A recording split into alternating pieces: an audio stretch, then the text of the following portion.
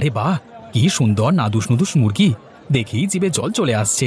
ইস, একটু মুরগি যদি কিনে খেতে পারতাম তাহলে কতই না ভালো হতো। কি ভাই মালেক, মুরগির দিকে তাকিয়ে তাকিয়ে কি দেখছো? মুরগি খেতে ইচ্ছে করছে নাকি?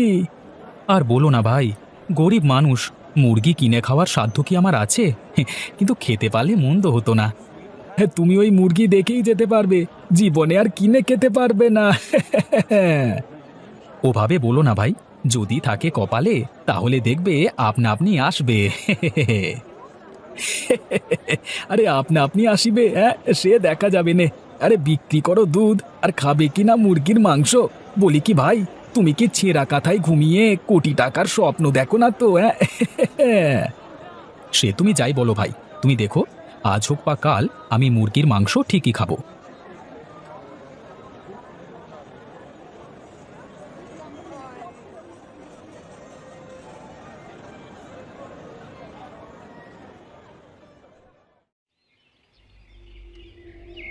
ধুর, প্রতিদিন সকালে না খেয়ে দিয়ে এই উঠোন ঝাড়ু দিতে একদমই ভালো লাগে না।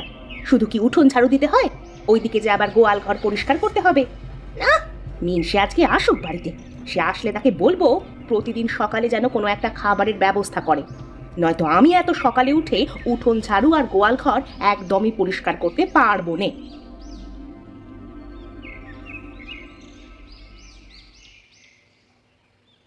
কি গো মালিকের বউ, সকাল তো কম হলো না? এখন জলদি করে চলো, নদী থেকে জল নিয়ে আসি। কলের জলে তো আর ভাত রান্না করা যায় না। আরে হ্যাঁ হ্যাঁ, এখনই আসছি। আমি তো জল আনার কথা ভুলেই গিয়েছিলাম।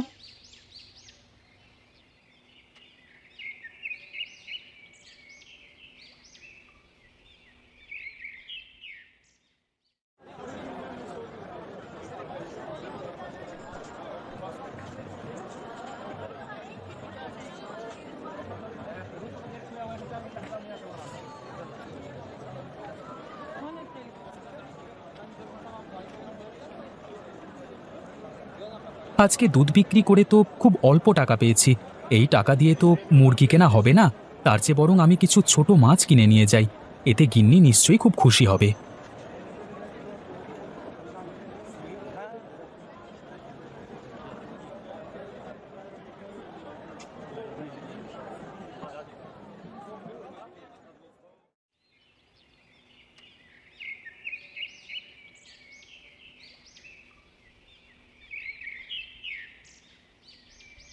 ওগো, এতক্ষণে তোমার আসার সময় হলো?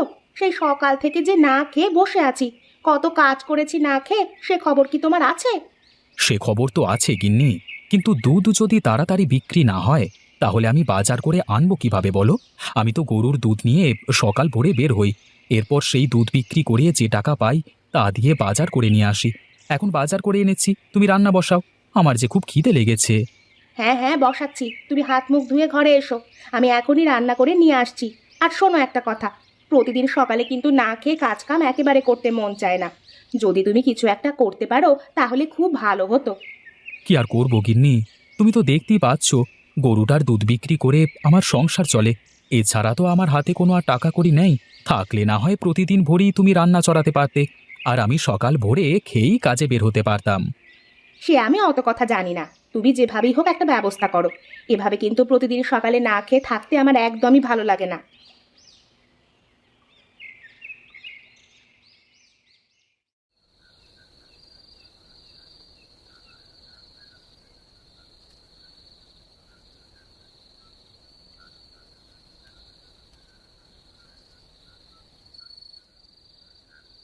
আরে, এই গরুর ডাক কোথা থেকে আসছে? না, কাছে গিয়ে তো একটু দেখতেই হয়।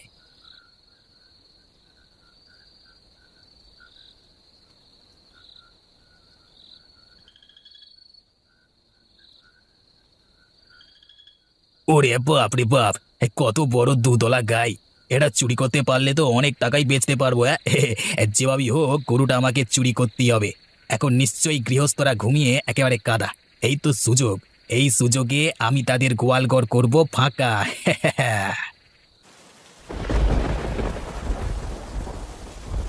এই যা, বৃষ্টি যে চলে আসছে, এখন তো আর গরু চুরি করতে পারবো না।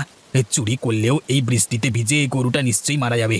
তাহলে আজ আর এই গরুটা চুরি করবো না। কালকে ঠিক এই সময় এসেই গরুটা একেবারে খেয়ে দেবো। আজকের মতো চলে যাই।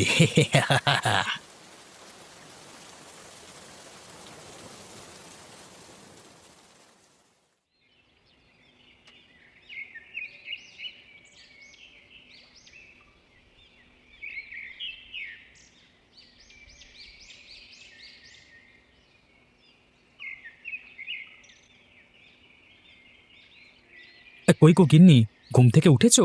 তোর ছাতা, এখনো যে উঠবার নামগন্ধও নেই। না, এখানে আর দেরি করা ঠিক হবে না। বেশি দেরি করতে গেলে আবার গরুর দুধ নষ্ট হয়ে যেতে পারে। যাই, বাজারে গিয়ে দুধগুলো বিক্রি করে আসি।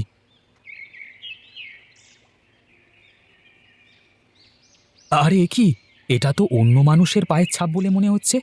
রাতে বৃষ্টি যখন নেমেছিল ঠিক তখনই হয়তো কেউ আমার বাড়িতে এসেছিল। না, এটা তো আমার কাছে একদমই ভালো ঠেকছে না। আজকে যে করি হোক, রাত জেগে বিষয়টা ভালোভাবে দেখব।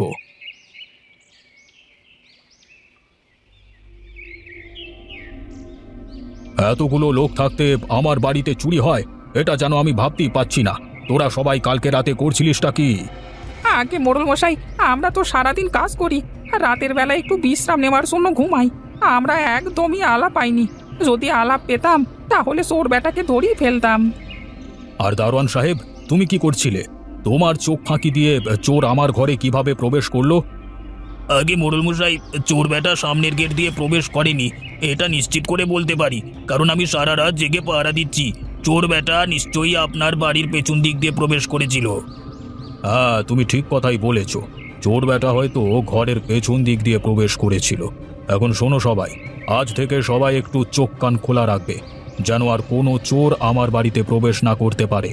কথাটা সবার যেন মনে থাকে।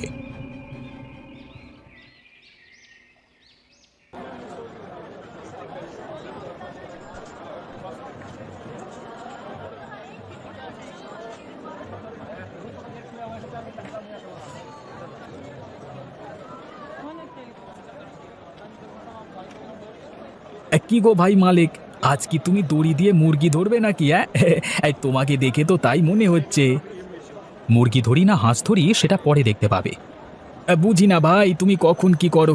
সে যাই হোক, আজকে তো দেখলাম ভালোই গরুর দুধ বিক্রি করলে। তা কত টাকায় বেচলে? তা জেনে তো তোমার আর লাভ নেই ভাই, আমি এই চললাম, আমার অনেক কাজ পড়ে আছে।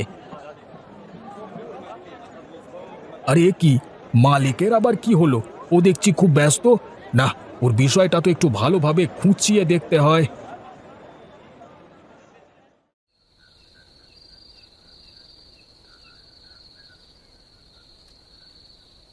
ওই তো গোয়াল ঘরে গরুটা দেখতে পাচ্ছি। আজ কতগুলো মুরগি চুরি করেছি, এবার ওই গরুটা চুরি করবার পালা। হ্যাঁ, যাই যাই, মুরগিগুলো এখানে রেখে গরুটা চুরি করে নিয়ে আসি। আয় গরু বাবাজি আয়, এবার আমার সাথে আমার বাড়ি যাবি আয়। আজ আমার কপালটা খুবই ভালো। প্রথমে মোড়ল মশাইয়ের বাড়ি থেকে মুরগি চুরি করলাম, আর এরপরে এই গরুটা চুরি করছি।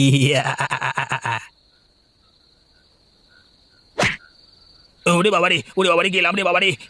ওরে বাবা, এবার বুঝি ধরাই পড়ে গেলাম। উফ উফ, ওরে বাবারে।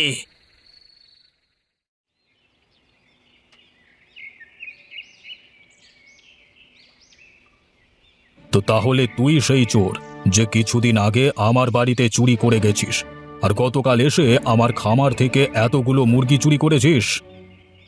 মোড়ল মশাই, মোড়ল মশাই আমাকে মাফ করে দেন মোড়ল মশাই, আমি আর কখনো এরকম করব না। আমি আর জীবনেও চুরি করব না মোড়ল মশাই। চুপ, একদম কথা বলবি না। তোকে এই মালিক ধরতে না পারলে তো তুই গ্রামের সবার বাড়িতেই চুরি করে বেড়াতিস।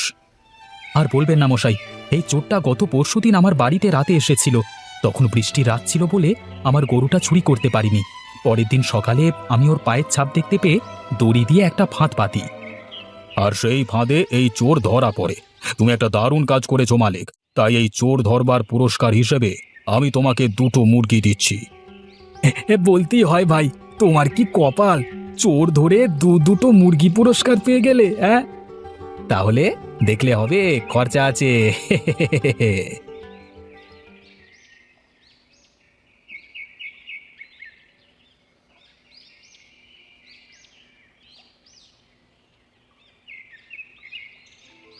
আরে গিন্নি, তুমি এত সকালে খাবার নিয়ে বসে আছো?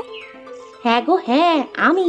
এসো, এসে দেখে যাও, তোমার জন্য আমি আজ সকাল সকাল মুরগির মাংস রান্না করেছি। আজ তুমি মুরগির মাংস দিয়ে ভাত খেয়েই বাজারে যাবে। মানে এত সকালে তুমি মুরগির মাংস রান্না করলে? কিছুই তো বুঝতে পারছি না। তোমার অত কিছু বুঝতে হবে না, জলদি করে এসে খেতে বসো তো।